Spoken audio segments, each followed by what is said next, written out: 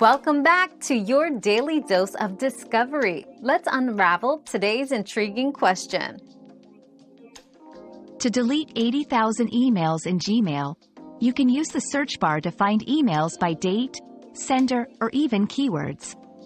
For massive deletions, type older underscore than X, replacing X with the appropriate time frame, like 1Y, for 1 year, and press enter. Once the results are displayed, click the checkbox at the top to select all emails on the page. Then click Select all conversations that match this search. Finally, click the Delete button.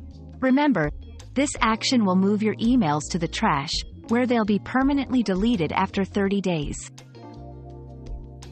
Another mystery solved, but many more await. Keep up with our daily discoveries by subscribing and turning on notifications.